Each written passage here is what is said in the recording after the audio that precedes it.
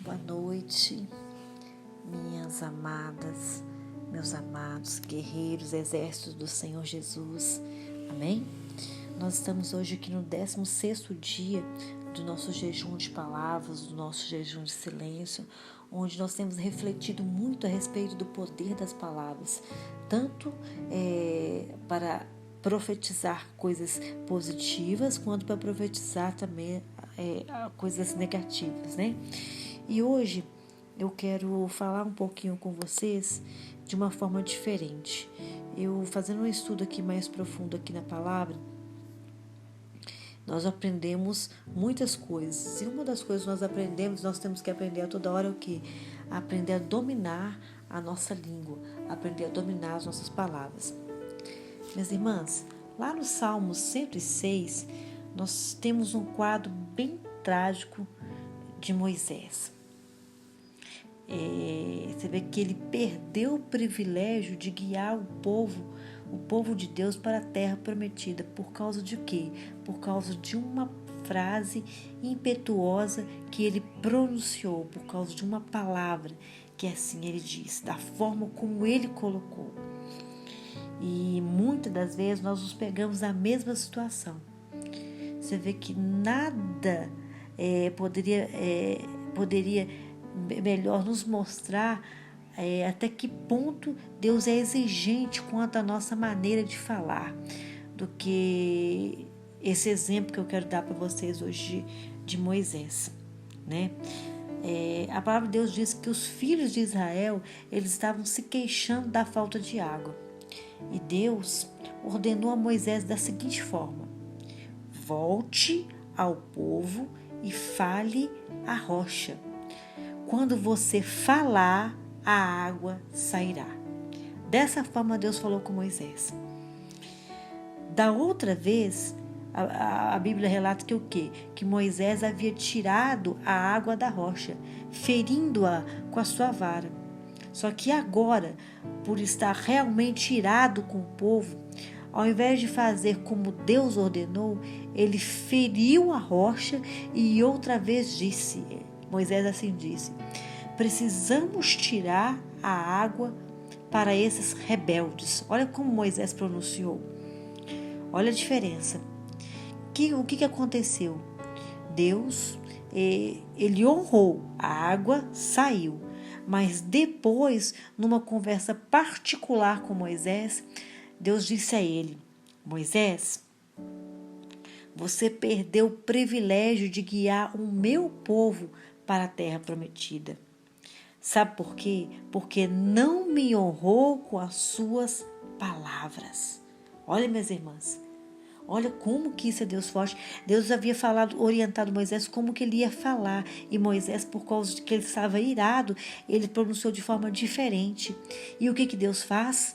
O que Deus faz? Ele falou assim: olha, Moisés, você perdeu o privilégio de acabar de conduzir ao povo à terra prometida.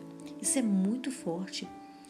Lá no Salmo 106, nos versos 32 ao 33, ele refere-se a isso. Diz assim, olha: depois indignaram nas águas de Meribá, e por causa deles sucedeu mal a Moisés, porque irritaram o seu espírito, de modo que falou imprudentemente com seus lábios. Tá vendo, minhas irmãs? O como que nós temos que vigiar as palavras e como soa essas palavras também. Nós temos que vigiar. Você não sabia que quando o seu espírito se provoca, muitas das vezes você fala imprudentemente. Você vê que quando nós estamos... Por que esse espírito...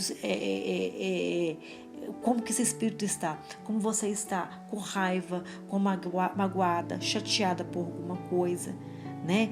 Quantas vezes nós nos precipitamos, porque é isso que quer dizer. Isso quer falar que nós precipitamos e falamos de forma imprudente. E Deus está nos advertindo a respeito disso, correto? E quantas das vezes também nós emitimos palavras negativas, que é o que a gente mais tem falado.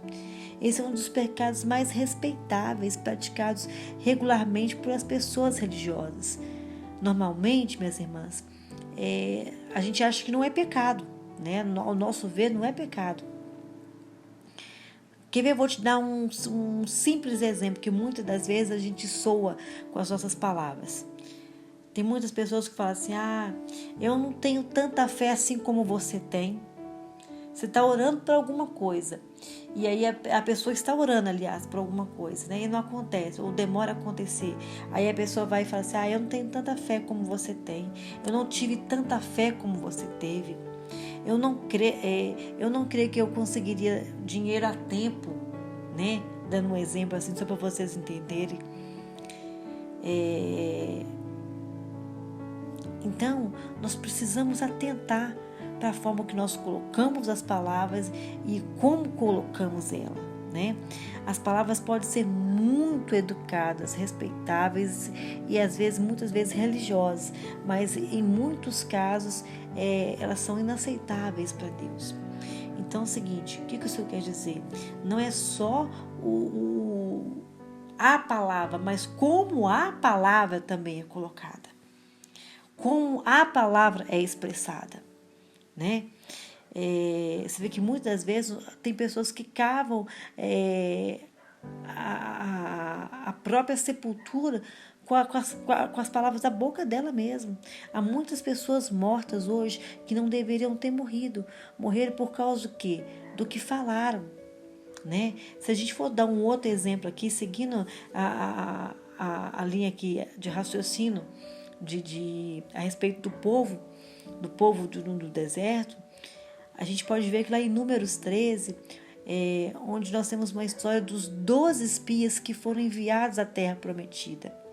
Minhas irmãs, os 12 espias, eles viram a mesma coisa e tiveram a mesma experiência.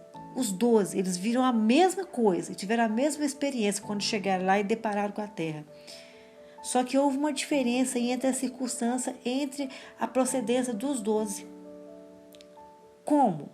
A palavra de Deus relata que é o seguinte, que 10 voltaram dizendo, é uma boa terra, mas está cheia de gigantes. Olha para você ver, ele já proferiu que é o seguinte, alguma dificuldade, correto?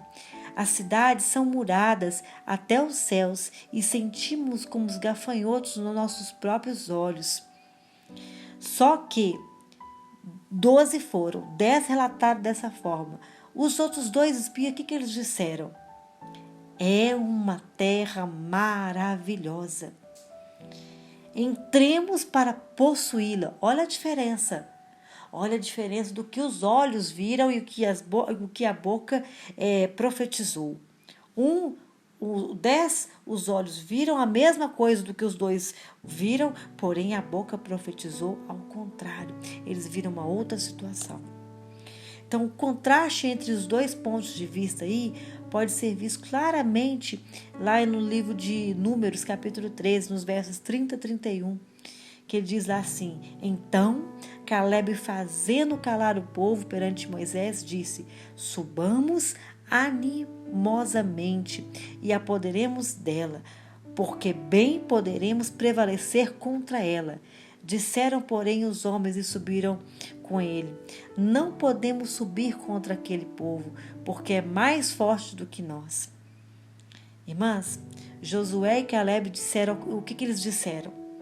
Já foram ao contrário, né? Eles disseram, somos capazes. Olha para você ver o poder das palavras. Somos capazes. Eles já determinaram. E os 10 falaram, não somos capazes. Entendem a diferença aí? Cada um selou o seu próprio destino pelo que disse.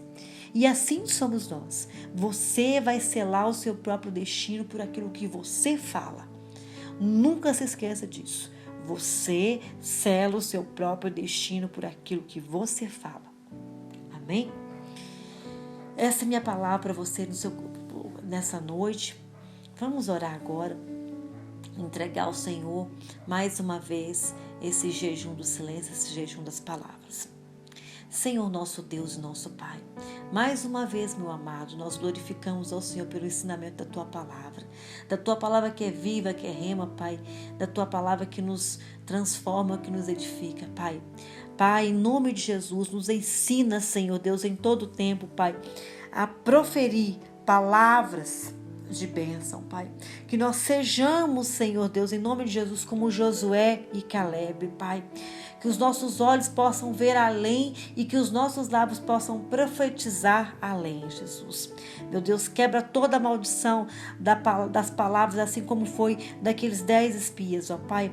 Em nome de Jesus Cristo, Senhor Deus, que nós possamos profetizar em todo o tempo, Pai. Que os nossos lábios possam ser frutos para germinar semente do bem, Senhor Deus, em nome de Jesus, nós oramos e te agradecemos, ó Pai, em nome de Jesus, amém? Deus abençoe cada uma de vocês, minhas amadas.